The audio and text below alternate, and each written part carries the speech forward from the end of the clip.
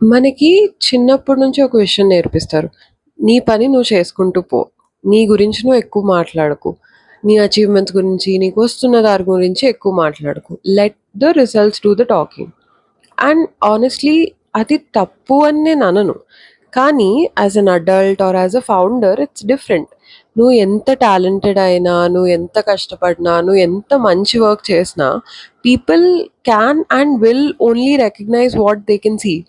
నిన్న ఒక ఇన్వెస్టర్ క్లయింట్‌తో మాట్లాడుతున్నప్పుడు నాకిదే అనిపిచ్చింది. He was like, "Shweta, the founders who build their personal brands they are a breed altogether different." ఎందుకంటే వాళ్ళు రోజు వచ్చి వరల్డ్ సోషల్ మీడియాలోకొచ్చి or whatever they are coming and talking about what's happening in their business. ఇది ఇలా అయింది, ఇది ఇలా అవ్వలేదు అని వాళ్ళు ఓపెన్‌గా చెప్తున్నారు. They have the guts to say that. And అలాంటి ఫౌండర్ మీద as an investor and as a customer నాకు ట్రస్ట్ వేరే లెవెల్‌లో ఉంటుంది.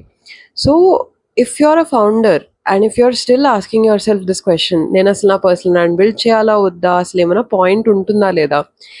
This is the point. And honestly నీ గురించి నువ్వు చెప్పుకోకపోతే ఎవరు చెప్తారు? నీ కంపెనీ గురించి నువ్వే మాట్లాడాలి. అప్పుడే నిన్ను నమ్ముతారు.